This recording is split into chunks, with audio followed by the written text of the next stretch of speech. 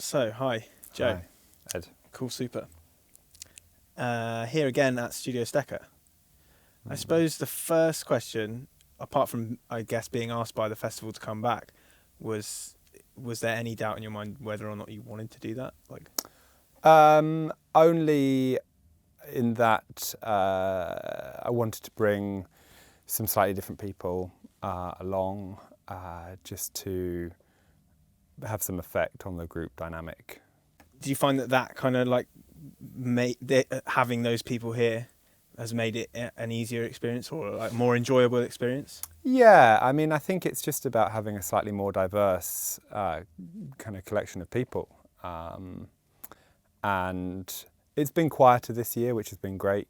I feel whilst last year was probably similarly productive for me, I had to go to greater efforts to kind of find myself some space and make an area in which I could just concentrate for a few days and get stuff done last year. Is there anything that you used like gear-wise last year that you came back and you're like, I need to use that again? Yeah, for sure. I mean, it felt last year like I spent the week kind of groping around a little bit, trying to find things that really excited me. And this time I could just hone in on things that I'd found last year and just get to work, which was great. Yeah, fantastic opportunity. Have you found that like over the course of the week, your attitude towards the production process has changed at all?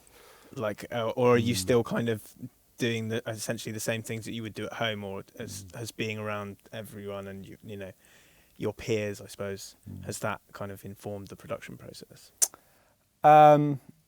Sadly, I'm an incredibly insular kind of producer. I have my ways of working that I kind of take with me where I go. And the great thing about Stekker is I can just throw different things kind of into that process, into that mix, and end up with different results. But the actual, what I'm doing doesn't really alter whether I'm at my home studio or here. Or, I mean, it's great to see some sweet people here who have really wanted to engage with how the different people are working, and it's really inspiring to see. However, it's not something that I really apply to myself, just because the way I work so often is it's a mess. It doesn't really make sense. I wouldn't wish it upon anyone else.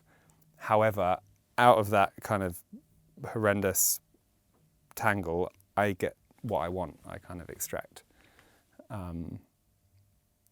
this world of sounds that hopefully each of my tracks takes you into comes from that mess. So I suppose that I spoke to TJ the other day, and he was kind of a kind of similar way of working, going through these different iterations and sure. Continually going back and forth and deciding that the finished thing is completely different to what you started. And I can see, but you can kind of see that in the depth of the productions. That sense of depth, it's not that it's lacking in lots of music that you might hear. It's just that most people approach things in a really sensible way, in that they will have like a very clear couple of things doing the melodies, the bass line, the drums, and they might kind of put some effects here and there to stick the whole thing together. And yeah, I think both me and TJ worry less about those fundamentals. Those I feel like you can make those out of anything, and they'll end up being there, regardless of whether I'm conscious of them or not. And I tend to get lost in a slightly different stage of writing music, which is just the way like one or two things interact with each other and kind of how far you can take that. And yeah, I don't know. at the end I'll kind of worry that, okay, the tune has everything. Does it have enough bass? Does it have a very clear lead line or a chord progression, or whatever it needs? And I suppose that's not that the mix part isn't part of the writing process. No, that's something, again, at the very end of the process, I'll use just to, either add greater clarity or to obscure things and make them less clear if I want that. Or it's just like a kind of final creative decision that I'll take, rather than, worrying that it absolutely bangs and, will work in a club or whatever that may be. I mean, from listening to your music, there's kind of, I feel like anyway, there's two, obviously, like the 12 inches are obviously made for the club, whereas your album isn't. I mean, the 12 inches are, I do worry that they need to fulfill some kind of sound system quality kind of bar or benchmark. But I think even then I'll play about, trying to, maybe make things that normally you'd have really loud in the mix quieter and vice versa. I think I also probably worry much more about how the arrangements carry the ideas with the 12 inches. Whereas, again, this is something like particularly with the Ondo Fud record this year and with a few other things I kind of have in mind at the moment.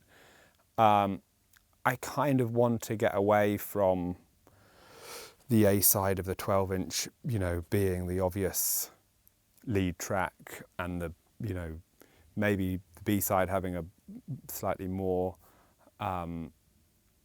abstract idea or something.